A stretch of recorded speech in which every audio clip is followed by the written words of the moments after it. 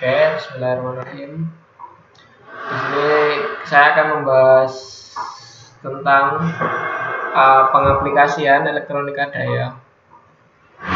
Jadi ini kita sudah belajar review aja ya. Kita sudah belajar di elektronika daya ini dari modul 1 sampai 12, yaitu kita sudah belajar semikonduktor, apa itu dioda, SCR, BCT, MOSFET, lalu rectifier atau penyearah gelombang dari 1 fase sampai 3 fase. Lalu kita gunakan juga buck converter untuk menurunkan tegangan, boost converter untuk menaikkan tegangan. Lalu juga kita pahami bagaimana cara kerja inverter 1 fase dan 3 fase, dan juga terakhir itu AC-AC controller. Nah, sekarang saya akan membahas aplikasi elektronika daya AC DC driver dan juga PLTS di panel surya, pembangkit listrik tenaga surya, dan UPS. Nah, di sini saya akan breakdown dulu bagaimana caranya kita mengerjakan tips mengerjakan tugas besar. Nah, ini tips juga untuk mencari ide buat nanti misalkan kalian semester 7 itu semprot. Ini tips juga nih. Jadi ya, yang pertama itu gini, kita tuh harus paham dulu apa itu bahasan yang kita akan ungkapkan atau kita akan kerjakan atau kita akan telusuri. Usahakan yang detail. Jadi ide itu nggak bisa harus umum banget sifatnya, harus detail. Ini harus detail, sifatnya khusus. Nah, berarti ini nggak boleh umum, terlalu umum.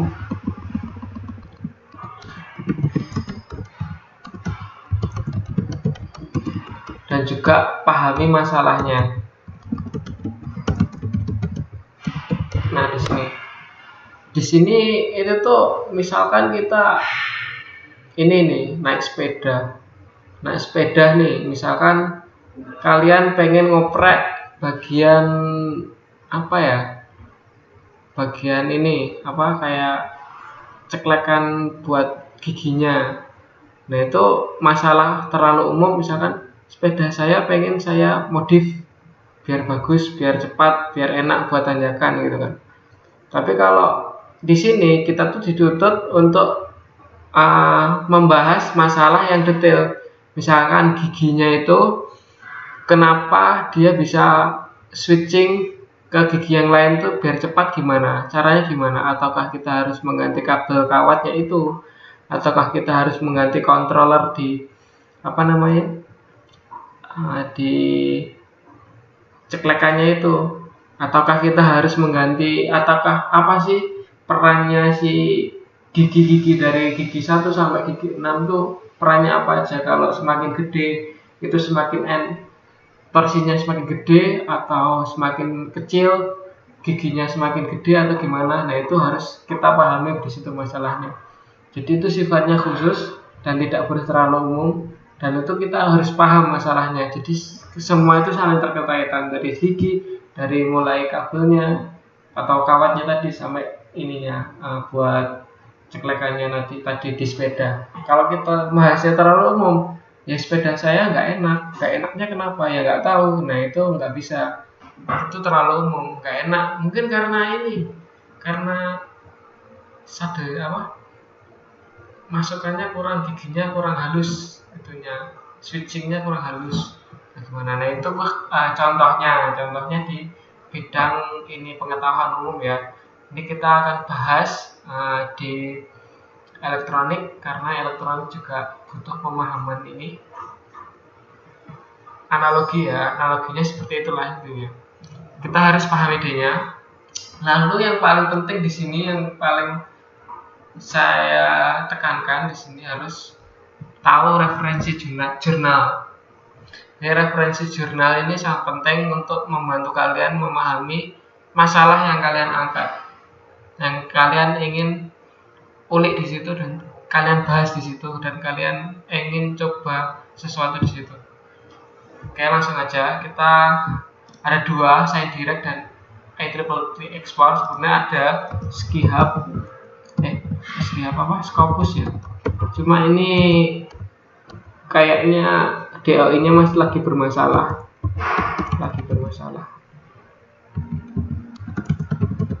Padahal Scopus ini lagi bagus-bagusnya. Dulu aku kerjain tugas besar, kerjain semprot itu juga pakai Scopus ini. Nah, ini kita pakai dua ini aja. Kalau kalian pengen masalah ini bahasan yang lebar banget itu pakai SciDirect. Kalau pengen bahasan yang spesifik itu IEEE-Explore.org. Nah, kalian nanti gimana sih cara bukanya? Nah, ini kita pakai SciHub. Ini ada 3, scyhub.sd, scyhub.gcn top. Nah, ini kita coba di IEEE Export. Mana?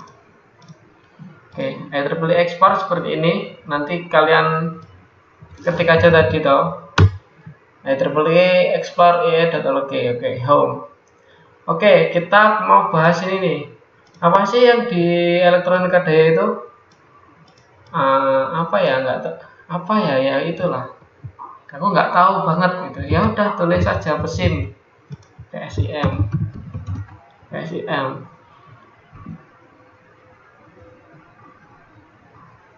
Ada di sini kan ada nih. Ada PSIM, modeling, control, permainan macam-macam target using SIM, transformer simulation teknik using SIM, magnetic element. Nah, ini coba modeling APV panel by using SIM ya, coba ya. Kita coba itu. Buka, lalu kita copy DOI-nya. Oke. Copy DOI-nya kita buka di incognito scyhub.sd. Nah ini tinggal di paste aja DOI-nya, nanti akan keluar. Nah, ini kita bisa download jurnalnya. Ini tahun jurnal 2015 ini apa? Kita coba ini caranya download ini jurnal. Nanti kalian pahami dulu di abstrak. Mereka tuh ngapain sih di ini? Ini kan abstrak kesimpulan ya. Mereka ngapain aja? Nah, ini metode modeling. Nah, ada IV curve dan PV curve karakteristik. Nah, dia bisa diketahui di PSIM caranya gimana. Oke, habis itu kita cek apa. Nah, di sini ada nih, ada solar modul ya tadi PSIM. Nah, ini caranya nih, solar modul physical model simulator in PSIM. Nah, ini ada. Nanti kalian cari di PSIM ada. Nah, ini ada modeling prosedur. Nah, ini ada commercially available. Nah, ini di komersial tuh PV itu spesifikasinya seperti ini. Lalu kita masukkan ke simulationnya. Ada VOC-nya, ada VMP, IMP, VMP, parameternya apa aja. Lalu kita masukkan ke sini, kelihatan karakteristiknya pada saat iradiasi berapa. Nah, gitu. Ini ada Lavoisier threshold juga. Nah, mereka cuma ini modeling di PV aja buat mengetahui IV dan V curve-nya aja. Ini sangat ini simpel sekali. Lalu kita coba breakdown. Di sini saya mohon maaf belum jelasin ini. Jadi kita kan di modul 13 14. Kita akan bahas ini PLTS atau PS dulu ya. Mohon maaf tadi harusnya ini saya jelasin dulu. Kita breakdown di situ. Sebelumnya balik lagi. Nah, ini kita akan mengenali apa itu panel surya. Nah, di panel surya itu ada kumpulan sel yang terbuat dari semikonduktor dan dia itu disusun, ada yang 36 sel dan setiap sel itu memiliki nilai tegangan 0,5 volt. Kalau kita susun sel-sel 36, kita akan mendapatkan tegangan sekitar 20 voltan. Lalu kita atau kita sebut dengan PV module. Nah, di dalam PV module itu juga ada bypass diode, fungsinya untuk proteksi di PV-nya sendiri. Kalau misalkan pagi itu tetap di forward bias, Kalau malam dia enggak reverse, jadi di blocking arusnya tidak balik lagi ke panel surya atau tidak balik lagi.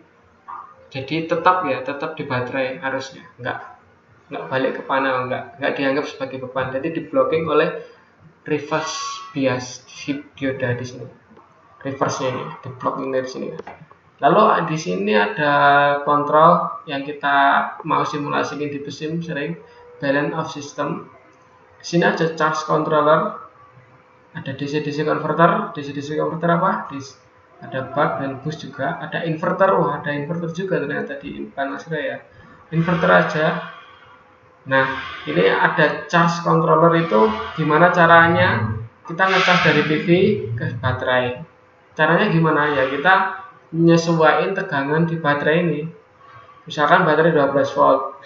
Ya udah kita pantengin terus si charge controller ini bagaimana caranya agar tegangan outputnya itu 14,4 terus. Caranya apa? Ngatur di cycle seperti itu. Nah, makanya pakai DC-DC converter dan inverter ini untuk load. Jadi kan ini sistem DC. Nanti ada DC sebagai sumber, AC-nya sebagai load seperti itu. Nah, ini ada outputnya, ada AC load, ada DC load. Oke, kita breakdown dulu di ini. Kita cek dulu yang ada di pasaran. Ini balik lagi ke satu ya, mohon maaf. Ini balik lagi ke ide satu, pemahaman ide. Tadi malah saya idekan sepeda, jadi kita idekan yang elektrikal ya. Oke. Elektro lah. Maaf, ini agak nge-lag. Oke. Jadi saya di sini ngambil Growatt, salah satu merek inverter terkenal di sini ya. Jadi Growatt ini adalah salah satu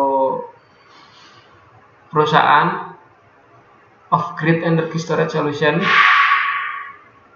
Dia ini bikin inverter banyak banget. Nah, ada yang dia hibridkan dengan AC dan juga ada yang DC.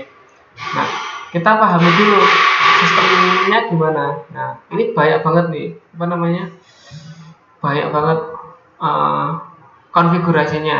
Yang pertama only PV application, dia PV array langsung ke load baterai. Ini pakai apa? Ya pakai tadi charge controller, DC-DC converter ke baterai, lalu pakai inverter ini. 02 PV per generator application. Nah, ini ditambahin generator. Kita nambahin generator di sini sebagai backup supply atau supply utama di sini juga. Kita bisa atur PV atau generator yang priority. Nah, ini PV plus grid supply. Nah, ini karena off grid. Nah, ini gridnya ini berfungsi untuk mengecas si baterai.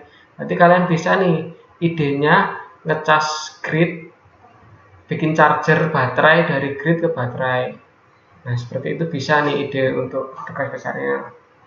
Nah, ini single pass parallel application. Nah, ini kelihatannya nggak perlu karena dia di paralel.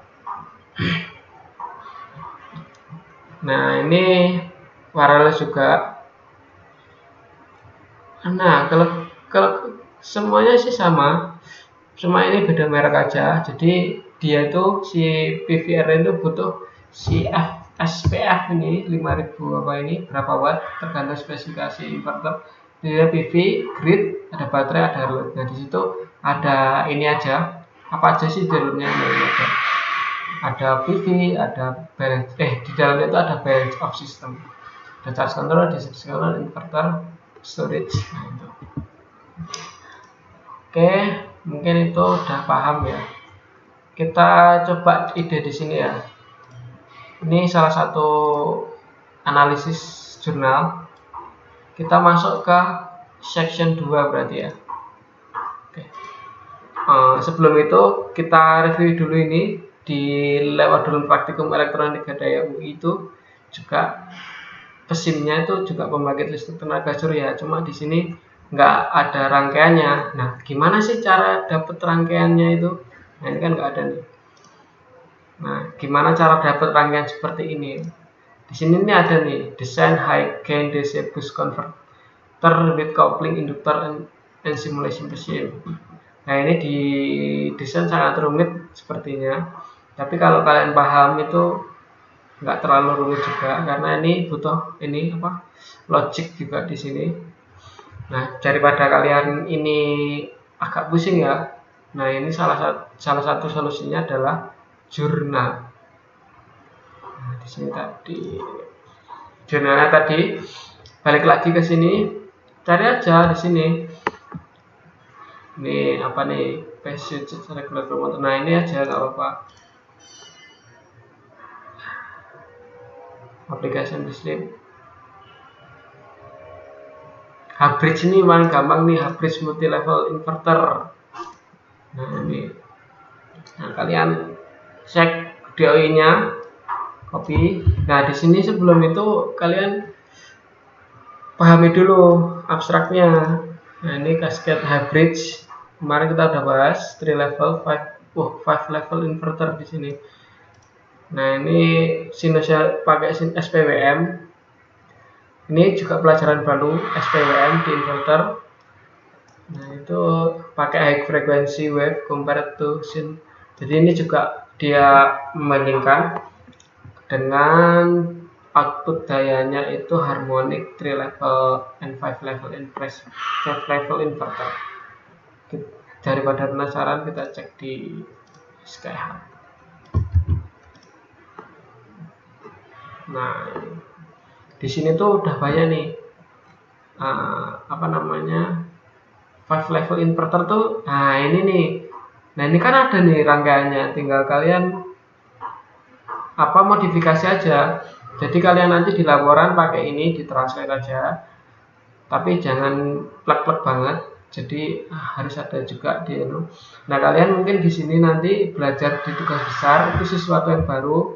Mungkin kalian juga pahami komparator dan juga logic levelnya ini. Pahamin. Nah, di sini kan ada nih turn off logic gauge. Nanti di PSIM ada. Nah, ini resultnya. Dari level inverter tuh nanti kalian juga bisa seperti ini. Switch 11, switch 12, 13, 14. Nah, ini kalau yang kemarin 3 level inverter. Kemarin kita juga bahas nih. Dapat. Wah, ini juga dia dapat 5 level. Nah, ini kebaruannya itu adalah 5 level. Dimana kita kemarin cuma 1 level aja, nggak ada sih. Ini kan banyak nih, jadi dia sine wave-nya benar-benar pure seperti itu. Lalu setelah kita paham apa aja ininya, kata kuncinya, dengan ide yang kita pengenin apa DC-DC converter misal, kita pahami nggak cuma 1 jurnal, minimal 5 atau 7 jurnal. DC-DC converter PSIM. Jadi setelah pahami ide apa yang kita pengenin dari sekian banyak modul ini, apa sih yang mau kita kembangin, apa aja, nah, cari di sini di IEEE. Kalau pengen bahasan yang lebih umum lagi di sini Science Direct, tinggal search saja. Di sini juga banyak. Nah, ini apa nih? Ini bahasanya sangat-sangat gede ya bahasanya. Dia lebih bagus lagi daripada menurut saya, bahasanya lebih kompleks lah istilahnya. Di sini kan banyak nih persamaannya, saya juga nggak terlalu pakai IEEE. Nah, ini ada nih current and voltage mode control of DC-DC converter in PSIM environment. Cek aja di sini. Nah, ini tujuan riset ini untuk studi ya, prinsip kontrol. Nah, ini bagus nih kayaknya, memahami. Kita cek di Skyhub. Nah, tinggal download tadi ada tombol downloadnya kalau mau download. Oke. Nah, ini Di sini dia dijelaskan current dan voltage control. Kita juga ini ada gain di sini, berapa frekuensinya, lower input limit. Nah di sini DC-DC converter. Nah ini nih yang paling kebaruannya di sini. Kemarin nih kita boost converter, ini bagus nih, referensi sangat bagus nih, current and voltage mode control. Jadi si data cycle-nya ini, di data cycle di sini itu tuh nggak diinputin dari gate apa sih, waveform itu loh, yang kayak gate-nya di 0 sampai 180 enggak, tapi pakai logic di sini. Nah ini kalian bisa kembangin Iref berapa nih PI, control P, dan juga ini saturation, dan ini komparatornya buat inputan si gate-nya, gate MOSFET-nya. Nah di sini dijelasin juga, di sini voltage reference, error amplifier, sawut voltage sinyalnya, PWM. Nah ini dia komparator tuh untuk generate PWM sinyal untuk DC-DC converter, sehingga kita dapat output voltage-nya seperti itu. Nah di sini kalau kita kontrol, dia tuh lebih smooth, dan juga dia mode voltage-nya dia lebih bagus, lebih smooth banget. Karena kemarin kan ripple-nya seperti ini ya, with. Nah ini current induction red line and reference current blue line with current control. Nah ini juga kalian bisa pahami juga, ini bagus converter kayaknya. Nah ini bagus converter. Nah ini kalian nih tugas besar tuh harus ini belajar lagi sesuatu yang baru. Nah ini fungsinya juga kalian bisa untuk semester kedepannya. Nah mungkin itu cukup buat referensi jurnal. Nah tinggal kita eksekusi aja gimana. Gampang kan, tinggal gitu sih. Itu juga butuh jam terbang. Kalau kalian cepat memahami 3 hari udah selesai. Oke, cukup.